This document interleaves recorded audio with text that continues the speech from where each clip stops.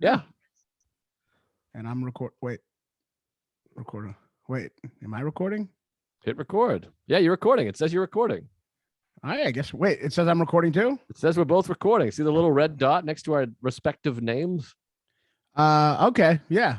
This is it. We're live. This is the show. Shit, action. I forgot we don't know how to edit. No, I don't know how to edit anything. But I was just pointing out, you're having a hard week. You've been staying home, whatever. But you look amazing. You have like a bomber jacket on. You. Your hair's Thank you. wet. I feel you got awful. rid of the goatee. That was a good. Yeah, that was a good. That was a good choice to get rid of it. I feel awful. I feel super fat. I'm getting that fat where like my plumber's crack is getting like a plumber's crack comes from being fat. Like the fatter you get, Of course, the more it pushes your like pants down. I feel my plumber's crack like widening. You know, I just feel it like it's growing. It's just it's all. I've always wondered if fat people, now that you are one, like, can they notice? Can they notice their crack? Because like I've had sweatpants where, you know, I'm having a roll in the hay or whatever. Like if my ass crack is exposed, I'm 100% hyper aware and vigilant of my asshole. But these guys, they're just out with like half an ass hanging out. Well, I mean, I don't know. I guess if you get really fat, you really the more fat you get, the more you don't know what's going on down there. Yeah. Well, the more fat you get, the more the nerves are like, we don't have time to get to here to tell you what's going on here. You're just like out of the, you know, the knowing the project. But I am not at that level of obesity. I'm at that place where I'm not fat enough to like be numb. You know, I'm like very aware of all the changes, and I hate it. I want to kill myself. Well, I always point out, don't kill yourself because you got a lot going on. It's just getting canceled. That's all. Yeah. But also, you look fat now on the screen. But in real life, you're not fat.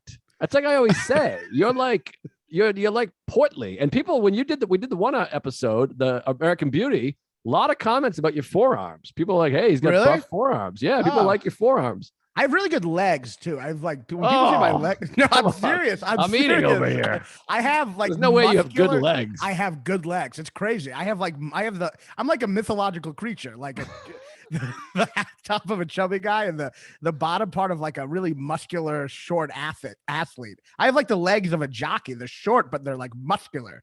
There's no fat on them. You literally don't know how athlete is pronounced, which is perfect. You're like, I look like an athlete. I look like an athlete, you know, athlete. But you're not fat. But you do in the screen, you look rounded off. But yeah, when you pull back, you can see you just have a regular body. Maybe I should just pull back more. Just fucking sit in the neighbor's house. Lay down on the couch. I think you look okay like that. Yeah, no, it's all. What do you do? You fast? Do you do keto? What do you do? I do. I do a bunch of different things at the same time, which is terrible. I don't know. I'm gonna get on a thing. I've been like I run on the elliptical, but I stopped going to the gym because of COVID, and then I run outside, and it's like so hard. Like my legs, I get like varicose veins and all this pain in my legs. I can't run. I don't know. It's awful. Well, running outside is harder because people don't understand. People are like, I run on the treadmill, and as a runner, I'm like an elitist because I was a runner for so long. But when you're running on a treadmill, you have a machine helping you. I mean, there's an assist. I can't even do that. I'm on the elliptical. Yeah, that's embarrassing. And then I think it's a good workout, and then I look over the person next to me, and they're like doing their taxes on the elliptical. Like you can like read books and watch movies and like play piano. Like it's like there's no like. It's such a like afterthought of an exercise. Well, how do you think I feel? I'm suffering with COVID and I'm in week 2. Oh, Jesus. COVID sucks. You have to back up, you idiot. But isn't this right with cough? You said you've had lingering cough before. That's normal for you? You wouldn't be freaking out if this was a regular thing. You've never had a lingering cough? They always linger for me. I'm not a big cough guy. I've never been I never read Kafka. I don't cough a lot. But you're a cough person because there's cough people and there's non-cough people. I cough for a day and then I'm like, oh, that passed. No, I've had a lingering cough. It sucks. I mean, especially it sucks now because you're coughing, you know, it's the scarlet letter. You can't cough in public now. You know what I mean? You have to be like, I already had it. According to the new regulations, I'm fine. And everyone's like, Well, how do you think I feel? I'm walking around with it. I know. Like, if people knew what I've been up to, they would At least liberal people. The red states would be like, elect me president. It's so bad. I don't even want you to say it. Honestly, we'll get canceled just for that. Jesus, people in New York and Seattle would be dragging me behind a car. Like Carmen Sandiego, traveling from country to country. But beyond that, I've been on like the COVID tour. I've been running. I've been running and hiking and biking. I'm an idiot. I haven't rested. I'm stupid. But that's good though. It makes me feel like Omicron and Makanon is not so bad, right? I mean, yeah, but this is my problem I'm having. Is everybody, Steve and Caitlin, my neighbors, they're like opening for Brian Regan. They're having chicken fights in the pool. I don't know what's going on. They've never been better. And I'm like, I can't stop coughing. See? Yeah. I mean, my buddy who had COVID also had like a lingering cough. We went to the movies. He was coughing. He's like, maybe I still have it. I kind of freaked out. Like, I think it happens. You know, maybe you have long COVID. I tested negative, bro. You tested negative? Yep. All right. Well, you're good. So I think you're clear. Well, it was you were already clear. But well, my family begged me to come. They were like, come. And I was like, well, this is 100%. I have a lingering cough. I'm exhausted. And they were like, we want you here. We hate each other. We need you in our lives. And so I was like, okay. You had a very loose interpretation of the new changes. It's not true. It's not true. You're a fucking stickler nerd. But I had it for 9 days before I left. Right. And I went directly to my parents' home who were welcoming me in. I didn't go to Starbucks and Burger King at the mall. They welcomed you. Yeah, I guess if you're family, I mean, the truth is, CDC, it's just recommendations, I believe, right? I mean, it's just like, well, it's not the law. It's not the law. They're recommending. And in spite of what everyone's talking about, you don't have to do any of these things. So all you did was go, I'm not taking those recommendations. That's all you did. Although some of our mandates, you have to wear a mask on a plane. That you do have to do. That's a mandate, but a lot of them are like, they're wrecks. They're really wrecks. You're like, I'm not gonna take that wreck. Well, it is like, I don't want to go full COVID here. Everyone's tired of COVID, but there's we sprinkle in some jokes. It is funny, like the CDC literally came out, and I get the zeitgeist from checking Instagram comments and like Washington Post and stuff. And the Washington Post posts the headline, CDC begs you to cancel your New Year's plans. And then every single comment is like, but go to work. Like they shortened it from 10 days to 5. So everyone would go to work. But then they're like, please don't have a New Year's party. We need you to work. It really is absurd. It's also funny that they're just, please don't. I know. I'm like, well, we're doing it. So, but I got a lingering cough. But Sean Murphy, he said he has a lingering cough. You're saying lingering cough is Sean Murphy looks like a lingering cough. Yeah. I mean, but don't you think coughs? The big cough that kind of hurts and burns, that's actually good, right? It's productive. I don't know. Say yes. You know who you're talking to. Yeah, okay, be like, yeah, dude, that means it's breaking up. That's good. It's breaking up. It's the burn. You want to feel that burn. If you don't feel that burn. How hard is that? Kill yourself if you don't feel that burn at this point. But if you're feeling that burn, that's the cough being like, I'm about to leave. That's like the witch melting in Wizard of Oz. It's like going away. It's burning. And it's great. I mean, it's bad for the cough. Great for you. That's that burn is going to turn into like nothing in a couple of days. Now, why didn't you say that before? Because you're a cough person. You're a fat cougher. There should be a hypochondriac should have that should be like a doctor that you get who just tells you exactly what you want to hear just for hypochondriacs. It's not like true. They're just like, pee in the blood. That's totally fine. You got nothing to worry about. Just like a doctor who lies to you to feel better, Two things. One, I came up with Holden Caulfield and I didn't have the moment to say it. And it was pretty fun. Oh shit. That's funny. Two, I'm not a hypochondriac. That's different. I'm an alarmist. Those are different. You're a hypochondriac? No, I have a hypochondriacs create things. You don't ever create things? You've never created things. I have in the past, but this specific thing is not a creation. This is, I have a lingering cough and I'm concerned that if it's getting better or going away because everyone else seems to be fine. And they're like, Omicron, I was sick for 10 minutes and I have a cough. Granted, I am playing one-on-one basketball and running. So it's not that serious. I'm smoking cigars. So it's not all that serious. That was this is not CDC recommendation. This is alarmist, not hypochondria. I do have a cough. Yes. I mean, it depends on what I guess it depends on what you're worried the lingering cough means. Because that might lead into hypothetical scenarios that are bad, right? Like maybe, do you worry? Like what's the worry behind it? The worry is like, should I go to a doctor and get medicine, or am I just am I doing the right thing where it's like, is it the thing of like, that will go away, that's normal, I had that, it takes 10 days? Or am I doing a thing where like, you're just like, I think I'll just get better. And then the doctor's like, why didn't you come here 7 days ago, you moron? Because that's hypochondria. That's hypochondria. That is hypochondria, because you definitely don't have to go to a doctor if you have a lingering cough. It's only been like a week and a half. Well, I don't know that. See, I'm not an expert. Know if it's that's lingering. Why I'm asking people. It's not even lingering. I'm asking. It's like it's at the door. It's a slow goodbye. It's not even a lingering. It's lingering. I've had, and it's getting worse, by the way. Like my cough is worse yesterday than it was 6 days ago. Right. I don't know. I mean, yeah, it's a linger. I don't know. I would tell you just not to obsess over it, because I've been in this situation. I'm not obsessing. I'm playing basketball and traveling all over the country. I'm just asking you because you know. You're supposed to be here for me. Do you think every Jew just knows everything about You're a hypochondriac and you're a cough guy. You said you have lingering coughs and you're fat. All right. You're gonna be fine. It's gonna linger for another week. It's gonna leave. Another week? That's 3 weeks. It might come back in a couple of weeks because I forgot something, but then it'll be gone. All right. You'll be fine. All right. So everyone call in, comment, let us know.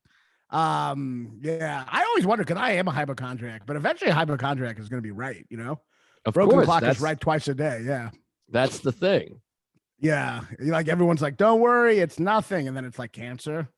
Well, that's why the approach needs to be, you'll handle whatever it is. That's what say it changed my life. That's a great point. Yeah. That's the stoic. That's what I've been talking about with this. Like, this has been a dark period. Like, it's Christmas. Sarah and I had COVID. We gave it to her mother. We gave it to her sister. We tried our best to give it to my family. You know what I mean? And we had to stay in. We had to stay in all this stuff, but yet we've had a great time. So it's like, this is a dark time, but you know, we had some good runs and we went hiking. Best of times and the worst of times, you know? I mean, it's a whole tough situation, but I think you're gonna be fine. You know, but yeah, people do just tell you what you want to hear. Like, not you. Well, not me, but but a lot of times, like when I was worried my special taping was gonna get postponed, everyone's like, "It's gonna be fine. It's not gonna get postponed. You're going crazy." And then it got postponed. And I realized people always just say, they just tell you you're fine because they don't want to hear you complaining about it anymore. You know. I have the opposite problem. Everyone tells me the opposite of what I like. Maybe they think they're telling me what they think I want to hear. But I was the one that told you, hey, you got to cancel this thing. This is crazy here. You did. But like for a while, everyone's like, it's going to be fine. I remember when I was up for that Jon Stewart show. Yeah. I remember I was like the second round of interviews or something, or the second round of like interviews. And they were like, dude, once you get to the second round, that means you got it. They're just making sure you're not going to like jack off on Zoom or be crazy in the interview. Once you get to the second interview, you got it, you know? And then I did it and I didn't get it. And those same people were like, they already probably had their ideas of who they're going to get. They're just, you know, wanting to meet you. They just changed their whole thing, you know? Right. Of course. So it's just, people just say what they want to hear. I don't know. I'm jealous of you. You had COVID. You're in the best situation now. You should be grateful because you're the number one dog. Someone who the peace of mind, except for the lingering cough, but you're close to having the peace of mind, right? I don't have the peace of mind. That's the problem. That's why I'm in a bad position. Yeah. My position is everybody else. Sarah, who's not even boosted and had crippling asthma. She wasn't even boosted. The booster's horseshit because she was not boosted. Had crippling asthma her whole life. She's 100%. Doesn't that kind of feels like when a poor person in the first class? You're like, what are you doing? You should be dying right now. I know. You skipped the line.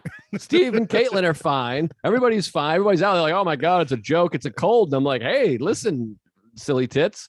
I can't stop coughing over here. And I had vertigo too, by the way. You had vertigo? Now I know about vertigo. I've had vertigo all the time. Really? You've had it all the time? I think it's lightheadedness. Maybe it's not vertigo. My anxiety produces lightheadedness a lot. What kind of vertigo? My dad had vertigo and he just got COVID. He had it right after COVID? He had it right before he tested positive. So yeah, I think it was connected. Well, I had it like right after, but no, it was fucking weird. I woke up and like the whole room was spinning. Like I would look at the back of Sarah's head and it just kept going like this and then back here and going back. How long did that last? Weird. Just for one night, basically. Ugh, that's terrifying. Yeah. But that's that neurological shit. COVID I know. Sucks. There is this thing. I have to say, I was like, let's talk about movies at some point. Imagine you're going to talk about Don't Look Up. Yeah. Yeah. But I'm like, I forget what I was gonna say. I just had brain fog. You had brain fog. That's what I'm worried about. Brain fog. That's what I got, bro. Yes. I don't know, but no. So we brain fog a lot, and normally it's hard to tell sometimes. But no. So COVID, you're like, I just want to get it out of the way. Fuck, Omicron's nothing. Let me just get it out of the way so I'm immune. But then you're like, in it, you're like, no, you don't want this. Still. No, yeah, of course. It still is a bummer because I'm like having weird vertigo. I'm exhausted. I can't stop coughing. I'm like, no, this is shitty. Yeah, and then you don't want to be that one asshole who actually is healthy, but they had like a bunch of other shit going wrong, and your leukemia starts getting activated. Yeah, their legs fall off or whatever. That one guy. What was up with the guy whose legs fell off? What was that?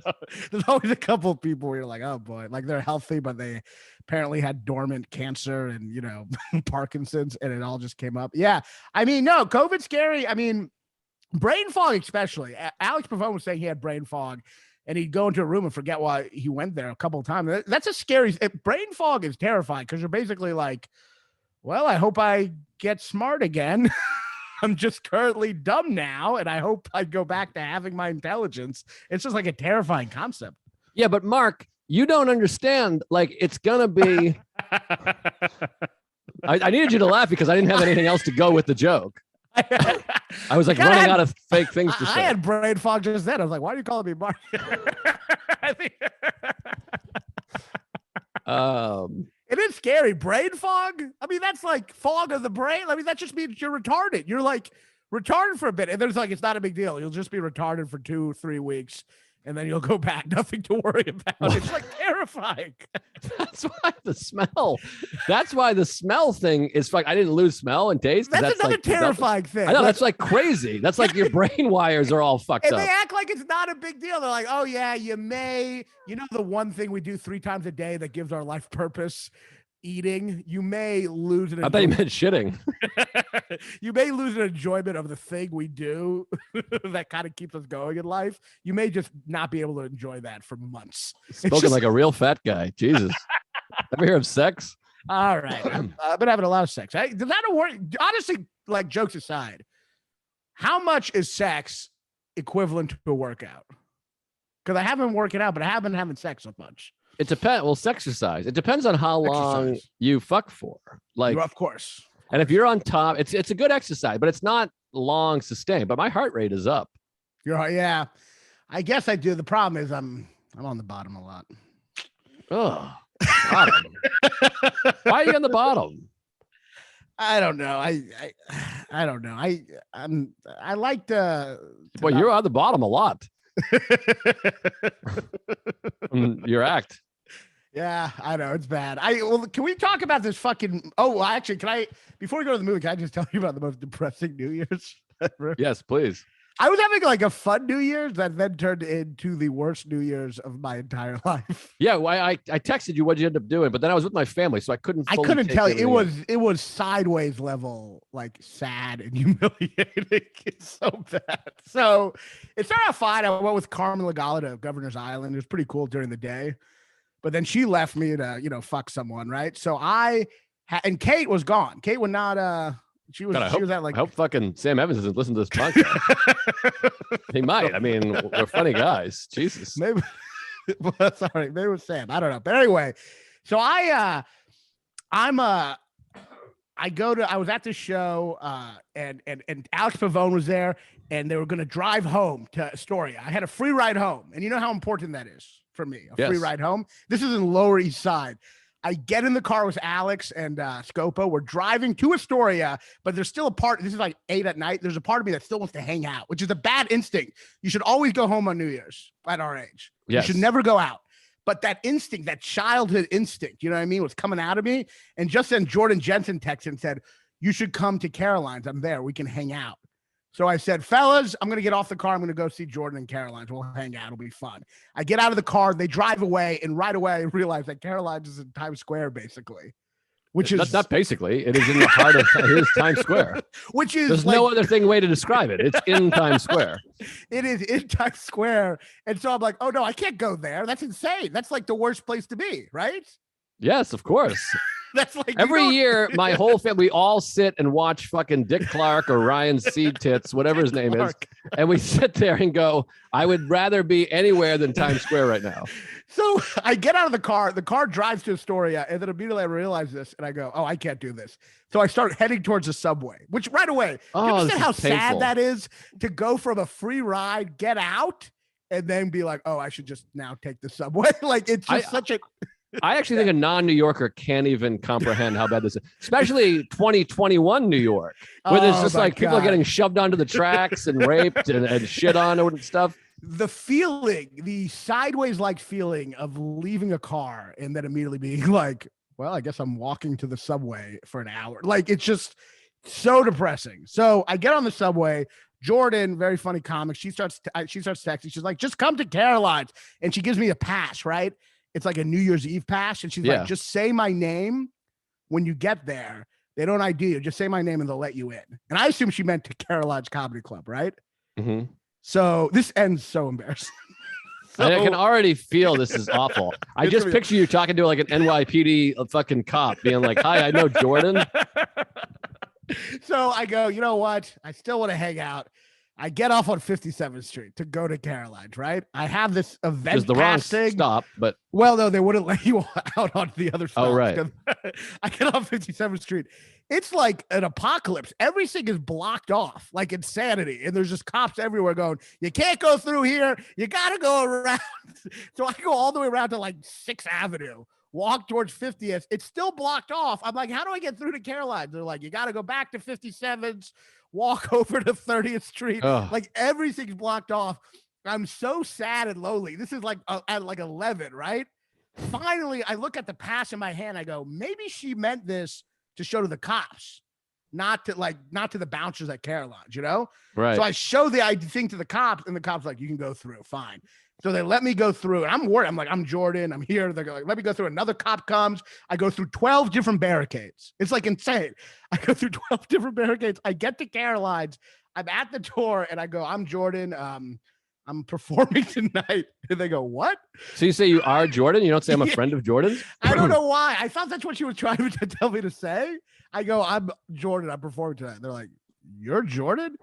Jordan's on stage right now. And I just get caught in this lie. And then the other bouncer's like, why would you lie about that? And I'm like, I'm just going to go. And they're like, yeah, it's for the best. So you didn't even go downstairs? I left. I got kicked out. I wouldn't. It was too sad. I ended this year by not being let into a comedy club. Wow. I don't even know how to react to this. I know. It's so sad. You're a thumbprint on a skyscraper. I know. I'm a shitted thing going off to sea. It's or sewage or whatever the line is. Shitted thing. Fucking. Is that just the worst? So what did you do? You took the train home? I went back up. I had to show the badge to 42 different cops. One of them hit me on the head with a baton, and then I got on the subway and went back to So what time did you see the ball drop at least? No, I didn't see anything. I think did your girlfriend come over? No, she was out fucking a bunch of different guys. I don't know. Like I get back. I'm just joking. I get back home and yeah, that was it. Oh, you're joking. Your girlfriend didn't fuck a bunch of guys. Okay, I appreciate that. So yeah, so that was it. That's the story. Wow, that's depressing. End of story. That's it. So I called it in. End of story. I think that's the greatest scene in that movie. That's the first time we've talked about a movie with a half an hour in. Yeah, we got to talk about Don't Look Up, but I feel bad because I watched this movie once while I was dying of COVID, and it was like a week ago. And I also stopped watching for about 45 minutes because it's a hunk of shit. It's so bad. But did you go back and go through it? Because you didn't make it through 10 minutes. I only made it through 10 minutes, turned it off. I was like, this is awful. It's like, but you must have gone back and watched some because we're going to talk about it. I watched it yesterday. Okay. I'm like, it's kind of fresh in my mind. I have fucking notes and shit. Like I should have. I was gonna come back and take notes, but I was giving my family COVID, so I couldn't watch again. This is the kind of movie where I have lost respect for everyone involved in the production of this movie. Like, I'm sorry, I know they're just actors, but I've lost respect for them. Like, it's such a. It is truly just a satire for morons, and it's so one note, and I don't know. I think ultimately the worst thing about it is you go to movies to be surprised. Right. Not one surprise. Every scene is just a simple idea spelled out over and over. It's basically a sketch that has been taken for 2.5 hours. It's brutal. Here's the most insane thing. This movie is longer than Goodfellas. That is like insane. It's like Goodfellas takes you through the entire adolescence through imprisonment of a guy, like 4 decades or 3 decades. I mean, like Forrest Gump, it takes place over 4 decades. He runs across the country 6 times. They have shorter run times than this movie. The movie should have been 75 minutes long. And I liked it more than you. There was a couple things that I liked that were fun. The opening, the first few minutes, I actually thought, I forget what it was, but I remember commenting. I was like, that was a great little piece of filmmaking there, where they kind of discover the thing and he runs and gets it and does the math. That opening, I was like, oh shit, I'm into this. I like this. Because it's real. It feels real at first, and he feels like very concerned, which is great. It's a great opening, but the problem with this movie too is like, okay, so yeah, the audacity for a movie to just be a sketch and be that long. And 2 hours and 20 minutes long. It's insane. Yeah, it is insane. It is just this movie is like a lot of people I know, dumb, but thinks it's smart. That's like so much of its personality of the movie. And that's what I picture. That's what drives me crazy. The movie's so proud of itself that you picture them trying to edit. And then the reason it's 2 hours and 20 minutes long is because they kept saying, no, you got to leave that. You got to leave that in there. Yeah. Give that. That's great. It feels like they're pushing each other. It felt like the whole cast was editing together and they were like, Leo, great face take. We're leaving it. We're leaving it in. Yes. They think they're making Dr. Strangelove. They truly think that. And obviously that one guy is basically Dr. Strangelove, Mark Rylance, who they get a bad performance out of. They literally get a bad performance out of some of the best actors in the country somehow. Everyone in this movie is miscast, by the way. Like literally everyone should have been played by someone else. But it's also like the movie, it's not, I don't know if it's woke is the right word, but it's similar to woke people in the sense that the movie feels like, to show how outraged we are by like climate change and all this, we're going to not have any nuance. And the reason we're not going to have nuance is because this is too urgent for us to have nuance. Right. And that is such a frustrating thing to watch because it thinks it's better than you, but it's also much dumber.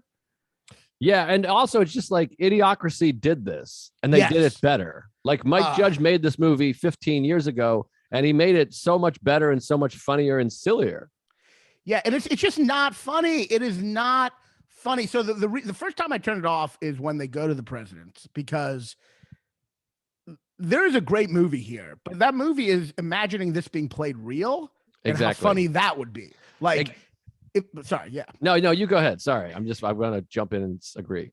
Just the president. It would have been interesting if the president feigned concern, and then immediately it all still got blocked out by bureaucracy and bullshit. That would have been hilarious and terrifying. But the minute Meryl Streep just goes, so what are you telling me this for? And just laughs in their face. I'm like, this sucks. This fucking sucks. This is not real on any level. It's not even Trump would have feigned, like would have been like, we got to do something about this. You know what I mean? It's just so stupid. I mean, I think if they're talking about climate change, I don't think he really did do that, right? Well, I mean, I'm just saying, like, not about climate change, but just like the idea of a meteor in that moment. The idea of them just like laughing them off is so stupid and how it's not believable. Even if Trump, they were like, a meteor's coming to Earth. He loves space.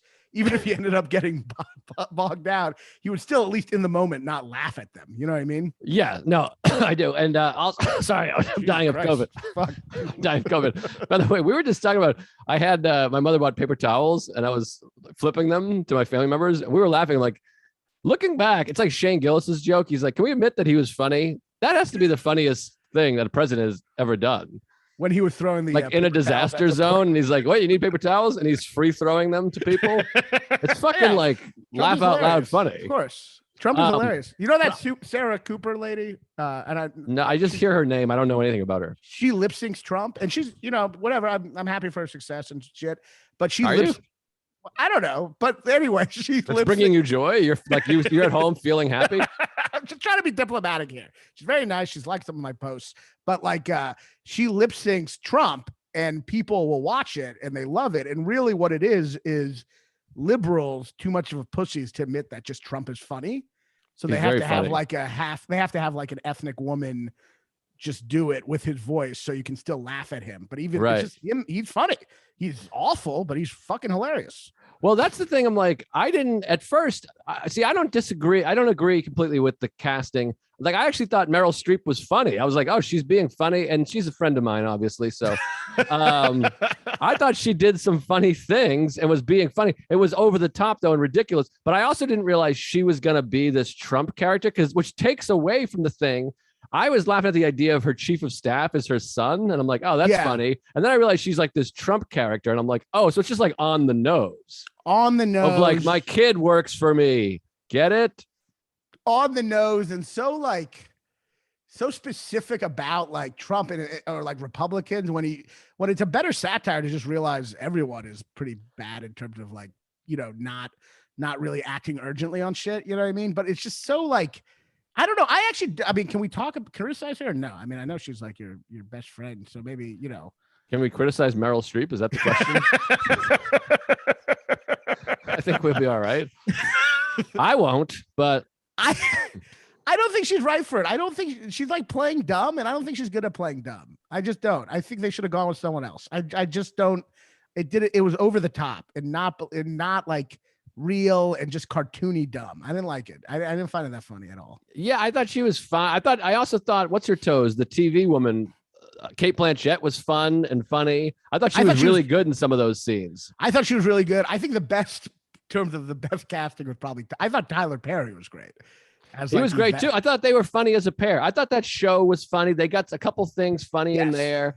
But I agree. And this is what I was going to say earlier. I think you and I agree, and we've talked about this all the time. We like real. We don't like Star Wars. We like Fargo. I don't like fucking The Matrix. I like Sideways.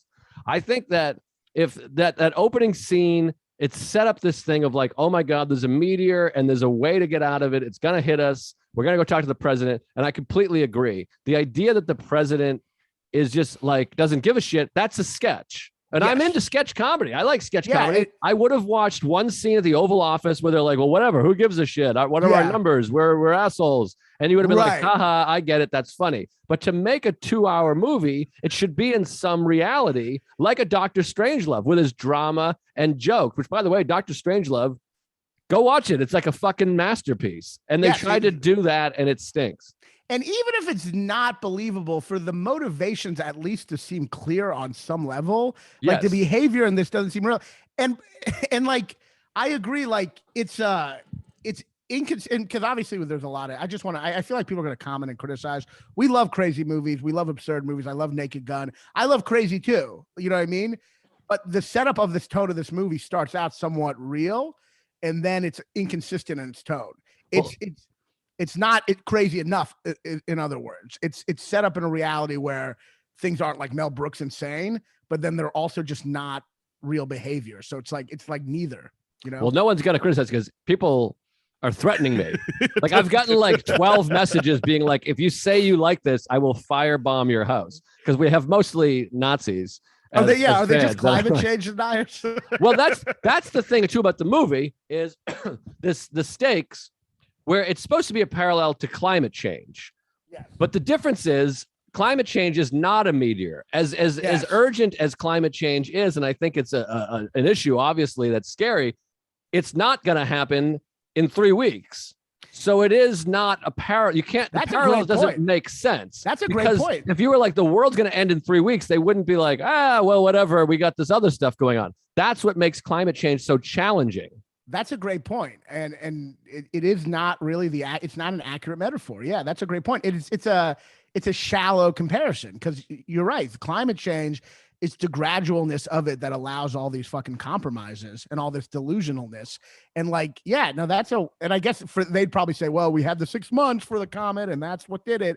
But yeah, it doesn't deal with the actual thing it's making fun of in any kind of realistic or nuanced way, you know? Yes, and climate change is actually nuanced also because a lot of things that would help the environment would also desecrate the economy, which is an issue. Now, Yes. I think there are solutions that don't, like getting involved in solar and wind and all that shit, and redoing infrastructure and all the stuff that would create jobs and help the economy. But like many of the things to prevent countries from having SUVs and all that stuff, you can't really do that. We are a free capitalist society, so it is a bit tricky. The ship has sailed a lot. I mean, there's things you can do, but it's also, don't be like the song Imagine, where you're like, yeah, this sounds nice in theory, but like, we're not all going to go back to farming. You know what I mean? Like, you're just not going to, you just can't, but there's obviously some line between not doing anything and assuming we're all going to suddenly, fucking give up all electricity and shit. But yeah, this movie is like, it is so simplistic in that idea that it's just over and over again. And it's like, I hate like a comedy where it's just one idea over and over and over again. And it's just confirming that over. It's like the problem with the country right now, where people just confirm their kind of like unnuanced opinion over and over again. This is just the other side's bad, like, right. I don't know. I literally think this movie is trying to showcase a problem. And I think it's very much a part of the problem. Yes, and it becomes also very elitist. You guys are stupid. Look how stupid they are. And I also thought, I didn't realize the Meryl Streep was going to be like a straight up Trump character. And it would have been, I thought it was going to be more like just a politician. This could be any politician. Yes. Because they're all fucking retarded. Exactly. Make fun of the whole system. Like, it's like stand up. You never want to like, I'm not saying don't make fun of Trump. I make fun of Trump, but you never want to have humor that's like aligned with a political party. That's just like the lamest type of humor. You know what I mean? You want your humor to be a little more philosophical than that, But the other thing is that, like, I also think like the things that we're making fun of weren't always really touching on the issues. If this is a metaphor for climate change, and I'm sure you could also see it as COVID, you know what I mean? And I think a lot of people actually watch this movie and think it's about COVID, even though it was written and produced way before COVID. I mean, yes. But you can, it's, it can be, a parable can work for different things, but like the other thing is like, they make fun of those reporters for being glib and laughing it off. And they act like the media isn't like alarmist enough. And that's actually the opposite of the case.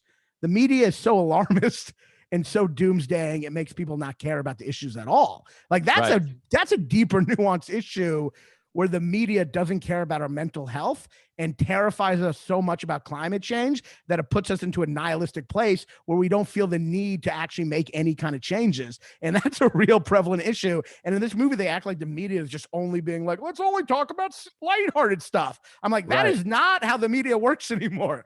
The media is not that lighthearted. It's pretty apocalyptic at all times, Yeah, no, it's actually quite the opposite. I think things are actually much better than the media. Makes it seem. So they're kind of hitting on something that's not true, really. I mean, I guess obviously some media is more, less apocalyptic than others, but I feel like it just never dealt with anything that was real in the world we're dealing with, Right. I mean, there was some things that I thought were relatively funny. I mean, like her forgetting her son at the end was like, that's kind of funny, I guess. That was kind of funny, but it also made me realize it would have been much funnier if they developed their relationship through the movie. Like, they have no real it would have been funny if, like, there's one look where she looks at him and kind of thinks he's an idiot, but they don't develop her like thinking he's a moron, or they develop, I guess, him kind of being like up her ass, but it's a very undeveloped relationship. It's just fucking Jonah Hill being all Judd Apatow and roasting people in the Oval Office. It's not like a developed relationship between them that would have been actually really funny. Yeah. No, and it, like you said, it's the same note over and over again. To like, yeah, you're retarded, and then like the same Jennifer Lawrence jokes over and over again, which are similar to the jokes that like they do with Meg in Family Guy, but just not as good. Yeah, where they're all just like annoyed by her. Yeah, and they think she's a bull, and like, all that stuff. They don't give a shit about her. I also didn't understand why Jennifer Lawrence chose that look. It was kind of weird.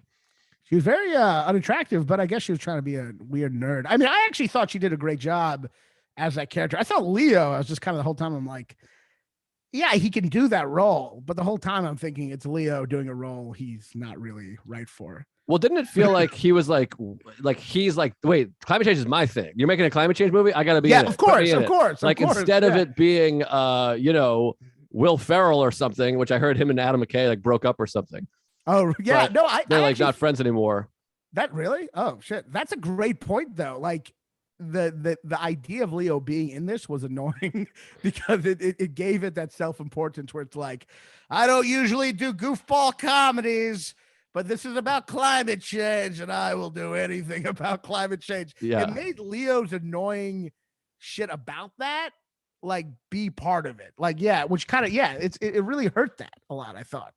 You know? Yeah. I can't like, again, it's hard for me to talk too much in depth because I watched it one time, like 8 days ago, and I had a fucking fever. But I don't watch movies like that. I stopped watching to like read article and look at my phone because I was like, is this still going? Like it just felt like it was just annoying me, which is not a great criticism, but that's all I can say about this movie is that the second half of it was so long and drawn out that I was like, I gotta read. I'll stick around to see what happens. But did you notice at a certain point like they just stopped having scenes? So like it was just like montages for a while, and there wasn't like there was like a scene of Leo in bed with Kate Blanchett, and then it was pretty long periods of just like montages and weird quick shots where like the movie itself felt like it wanted you to zone out, like it felt like it worked. Out. Yeah, I don't know. It was there was no like dramatic crux to the movie, and no, this is like to me it's one of the worst movies because you're not learning anything. The movie has a premise, and it just says the same thing over and over and over again. You don't learn anything that changes your views. You don't learn anything to change your view of the characters. It's just and I guess maybe if it was really funny, I wouldn't care, but it's just not that. It's just so painfully unfunny at times that you're left with nothing at the end because it's in that weird limbo where it's not funny, but it's trying to be funny. So it's not real either. It's not real or funny, which is the worst limbo to be in. Bad limbo. I think Knives Out was in that limbo on some level because it's actors trying to be funny, but they don't really, without any like, I don't know, direction that makes it work. I don't agree on Knives Out. We've talked about it. Maybe I'll have to watch it again. I watched it painfully unfunny. I watched it once and really enjoyed it. I watched it the second time and I was like, this isn't as great as I thought. Maybe the third time I'd be like, this sucks. But I actually thought it was quite entertaining. And I didn't feel like it was going for crazy funny. I thought it was more mystery and fun. And I know you don't like fun without funny. That's one of the places we disagree. There were some fun things, but the acting was so over the top without being funny, which is what I hate. I hate like Daniel Craig's accent was the worst thing I've ever heard in my life. I just hate like when something's trying to be funny and failing, it's just so uncomfortable to watch, I think, because it's like you're just left with nothing, you know? Well, you must hate your albums. Oh, but what about the end? I mean, did you feel any effect at the end when they're sitting around talking about fun times and he says, we really had it made, didn't we? I mean, that was kind of poignant, I thought, the very end. I think there's things in there that could have been a movie if they cut out about 90 minutes. I mean, I think the whole thing could have been a great movie if they actually thought to them, this is how they should have read the movie. What would actually happen if we tried to go up to the chain? Of course. And the actual things that would have happened would have been really funny. This is kind of the reason this type of satire in the movie is kind of dead because Trump is crazier than fucking Meryl Streep. So it's just like kind of dead. Satire, the way this thing is done, is purely dead because the other purpose of satire is to make you laugh, but also be scared. But we're already scared. Well, we're already too scared.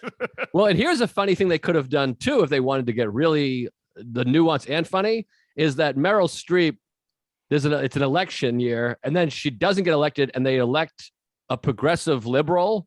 Yes. And 100% of the people stop caring about it now because there's a new president, even though the same problem is happening. Yes. That would have been a fun jab at everybody and a fun joke of like, well, it doesn't matter now because we have a Democrat. And they're like, but the media is still coming. He's not doing anything. And they're like, well, whatever.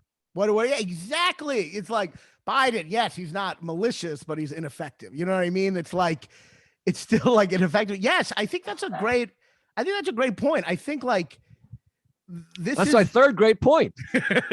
This movie is like just liberal, like rich Hollywood elitism, the kind of stuff that like Trump supporters hate, you know, but then they get racist. So you're like, all right, you're awful too. But like, this is the awful side of liberalism where at a certain point, one of the actresses, I mean, I know it's probably unfair to say this, but I'll say it anyway.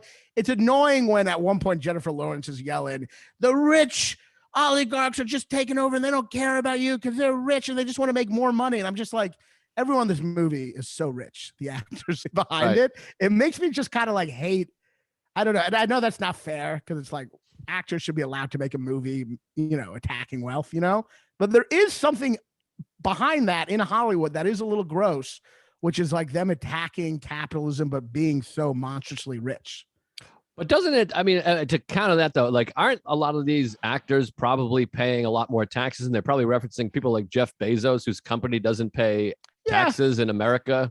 And they're knocking out all of the fucking small companies and businesses. They're like ruining small businesses while not really paying their fair share of taxes. And Leonardo DiCaprio or whoever aren't really doing that, are they? I don't know. And yes, you're right. I don't know either. This is a question. The feeling I have is, like I said, is probably not fair. You know what I mean? Like, I don't think like rich Hollywood people should not be able to make movies about, you know what I mean? But I'm just saying there is still something where it's like, sometimes when like rich people really care about climate change, it kind of more like, don't you want to keep on living in this great world where I have all these advantages? And poor like people Nick are like, Griffin no, we kind of, poor people's like, no, we kind of want to die. Like, we want to get this over with. We don't give a shit. Right. I don't know. There's a class divide there that I don't know. There's something ugly there, but whatever. Maybe I think. No, I understand what you mean. I mean, like, super rich. No, I understand what you mean. Like Leonardo DiCaprio, like in 30 or 40 years, like he can build a giant house on stilts. He could build a mansion in Omaha, Nebraska, safe from everything. He's going to be able to get food and fly in his private jet when there's whatever. Yeah, like they're the ones who are actually in that spaceship at the end. Yeah, of course, exactly. Yeah, I mean, they're in that set, which is also another Doctor Strangelove moment. It's also, I actually didn't like the ending because I resented this movie that's not funny to then also just be depressing at the end. Like I kind of resented, because it's obviously, if you show the world ending, no matter how bad the movie is, it's gonna be sad. You know what I mean? You're gonna feel sad watching it. I kind of resented the movie for making me feel sad when it hadn't earned it. You know what I mean? On any level. But it didn't make me feel sad. It made me feel like grateful of like, life is great. We have great things. Well, you saw the last second where they then all die, right? Yeah. But they don't really die. What do you mean? Well, I mean, I'm still living my life, so I'm not like, sad. Those characters died.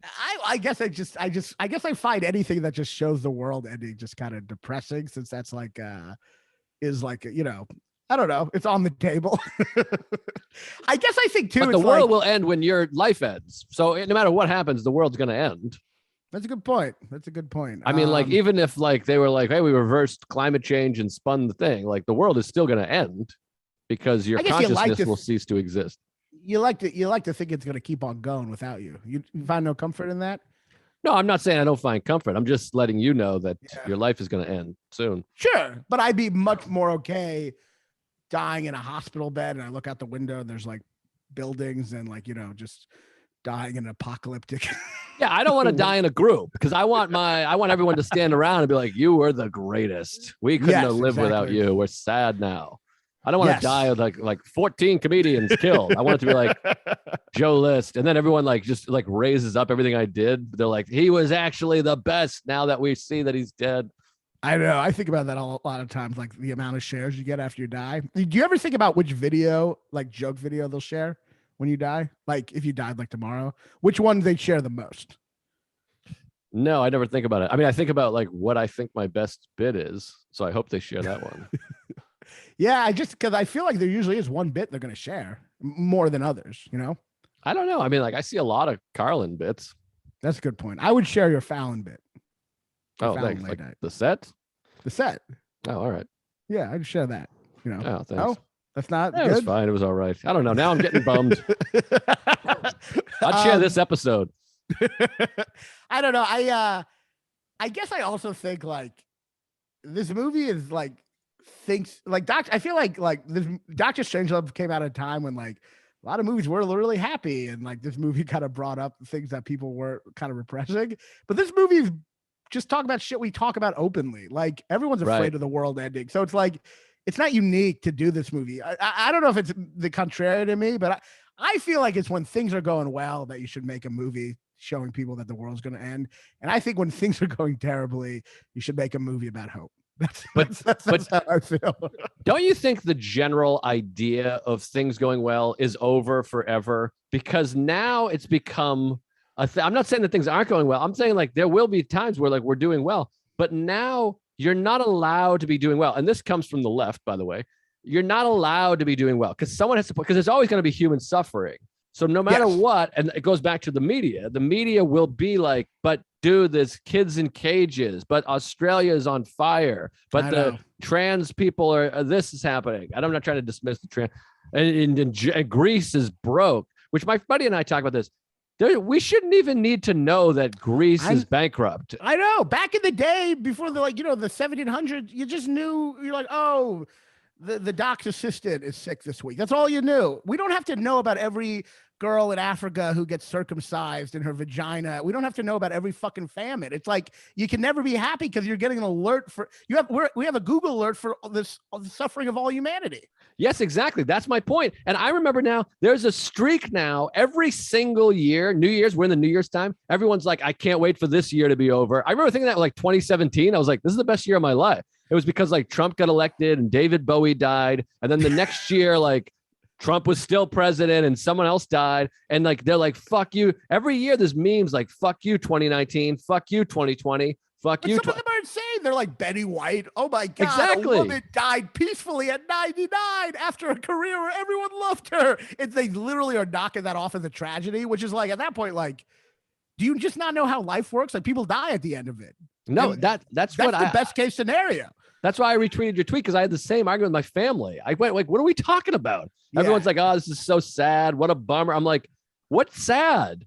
She lived a full life, like a great life. You don't know her. Yes, I'm you like, don't know who she is. If fucking like, if Timothy Chalamet died, you could be like, oh my God, he was so gay and stupid. 99. What do you want? What do you want out of life? And also, like, there are other things to be upset about right now. Like, if you're the kind of person to be like, the pandemic's killed millions and this 99-year-old woman died. Like, if you put those things on the same level, well, then you're just going to be depressed about everything in the world. You're just like it's insane. But that's what I'm saying. And that, like, I hate to be the old guy that's like, yeah, that's what it is now. But it's like, teenagers, I hang out with teenagers. I have nieces and nephews and shit. They're like, man, mental health and fucking this, that. Like, that's what it is. I remember talking to Ari Shafir's like sister, I think, works at University of Maryland. She's like a professor. And she's like, it's sad. Like, nobody in college has fun. There's no like toga parties or that's cultural appropriation. There's no costume parties. It's all causes now. That's what you do. You're like, we got to save the elephants. We got to save the fucking children, and we got to whatever. There's no like, we're getting together and we're fucking around. We're going to hook up and fuck. So anyways, my point is there's no place for satire anymore, because there's never going to be like a time where we're all happy, because everybody has to be connected and we have to feel sad about every single person that's not fucking making, $100,000 a year. If you're a plumber, you're like, you're a piece of shit. Your life is dead. Just kill yourself. Don't pretend you're happy. Yeah, exactly. And I think there can be satire.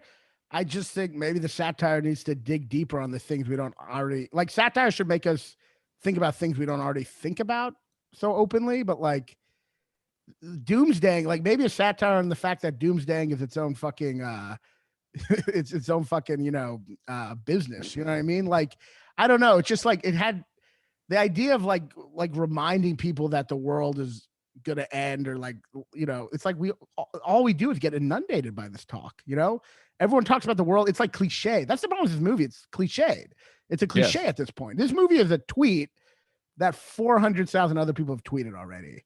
Yes. Like it's just like there's no looking at something differently than the way the masses have looked at it. Well, and you can see it too. Like I follow all these movie things on Instagram. Like there's, depending on what group of people you've sort of culminated, or not culminated, but curated as your fans, whatever that right word is. The people that are like ultra left are like, this movie is brilliant. This movie is amazing. This is the best movie of the year. And it's like, what are you talking about? You just agree with it. Yes. It doesn't mean it's a great movie. It's like we talk about when people are like, Selma is the best movie of the year. And you're like, no, you just like the cause. It's also, you shouldn't feel like you've just, you had a view of the world and you saw this movie and it confirmed everything you felt. That is not what art is for. Art is not to just confirm exactly how you felt so you leave feeling the exact same way. That's for Twitter. You know what I mean? Like, art should make you think about things in a different way or have complicated emotions or look at characters differently. But this, like, if you just are confirming your beliefs by the end of this movie, you don't know how to really react in a genuine way to art. I agree. You know, it's just this is a movie without surprises, which is like the worst type of movie. I mean, I don't even know. I mean, I feel like our criticism is one note, but it's also because this movie's fucking one note, you know? No, we had a lot of notes. I mean, I had three great points according to you. And I didn't even fucking, take notes. So in conclusion, I think this movie is a tutorial on how not to do comedy. I really do. Like, I think to write comedy, like, you can learn a lot from this movie about just how not to do it, you know? How to think of things in a more real way, how to, even though it's a comedy, think of characters in a more complicated way, how to not have the same idea being put in every single scene. You know what I mean? Yeah. Movie stinks. Yeah. And making a choice. If you want to be crazy and absurd, be crazy and absurd. I love crazy and absurd movies. But if you're going to present things in a somewhat real world like this, at least have some real behaviors from the people in the movie so you can have something to latch on to, you know? Here's what I say. If this movie's on the television, don't look up. Don't look up if you're looking down. If you're reading a book, but if you're, and then the movie comes on, don't look up. Yeah, because if you're watching TV already, you would be looking up already. But yeah, if you're maybe if your TV is like higher than, like, someone hung it too high. If you're a little person at someone else's house and it comes on TV, don't look up. Whoa, not cool. There's 3 million little people suffering right now. Oh my God, I have COVID and I'm dying and I'm gay. No, you're fine. Honestly, I haven't even noticed. You've coughed like 3 times. I know, but I want to cough the whole time. Oh, you want to cough the whole time? And I'm pulling the mic away and you don't look. You're looking at yourself because you're, you know what I mean? So you're not noticing. Yeah. My hair looks fucking incredible. It looks great. The wanting to cough is a bitch, you know? Yes. It's just like, just get it out of there. I know. Have you done the boiling water and put your face in it? I've done that a bunch. Yeah. Yeah, that's a fun one. And I got a hot shower here. I was gonna go to the steam room, but I feel like they might be upset if I show up at the gym. And I'm like, no, I'm just steaming because I got COVID. There's a new CDC. You can go to the steam room. Well, I mean, what are you at now? What was your? This is what's so nerve-wracking. I've been sick. I'm almost 2 weeks. I'm at like 12 days. Oh, but what about from the test though? I'm just 6 days. All right. Well, I guess you could go to the steam room. You just had to wear a mask. In a steam room, get lost. Well, I mean, that's what the CDC recommend. No one's ever in the steam room though, so I could go in there. Like, my gym. No one else is in there. Yeah, you can go in there. Yeah.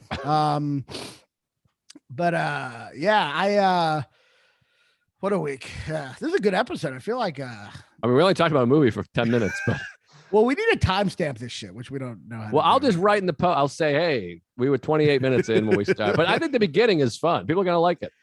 Yeah, people keep on messaging me like, you really got to timestamp this. And I just realized now that means them going, we really hate that you talk a lot before getting into the movies. Yeah, that's the thing. The show is the show. You got to get it like an organism. It's like an album. Like Led Zeppelin didn't like to release singles. They were just like the album. Listen to the album. Yeah, it's very rude. Led Zeppelin. Yeah, it's very rude to message me about timestamp.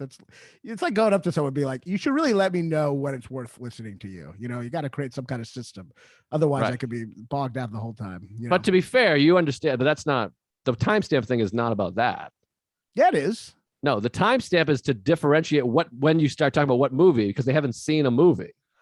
Oh, so it's like we talk about Schindler's List and the Piano. They haven't seen the Pianist. So like, give me a timestamp because they'll go watch the movie and stop before they get to it. Oh, I thought they just wanted to skip the first part. You know, when we talk about that might be some of them, but most of them, I think it's because they're watching, and then all of a sudden we go, okay, we're gonna talk about fucking Fargo, and then we're like, yeah, Steve Buscemi gets put in a wood chipper, and then they're like, oh my god. Yeah, I mean, statute of limitations on spoilers at that point, but statute.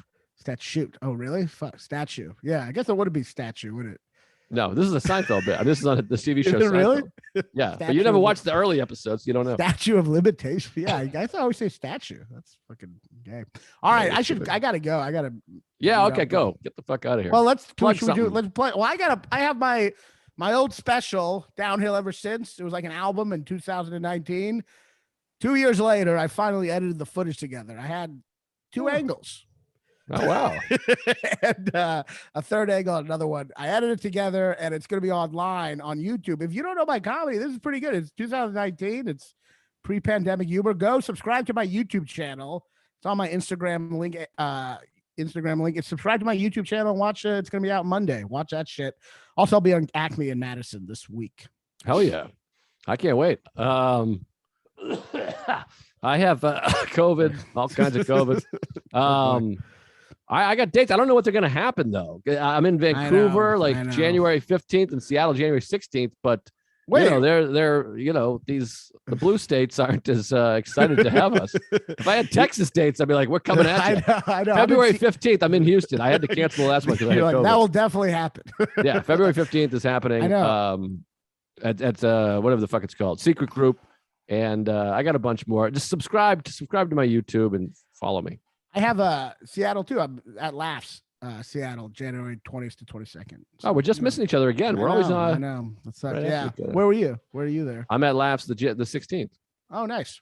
Well, all right. Well, this is fun. This is great.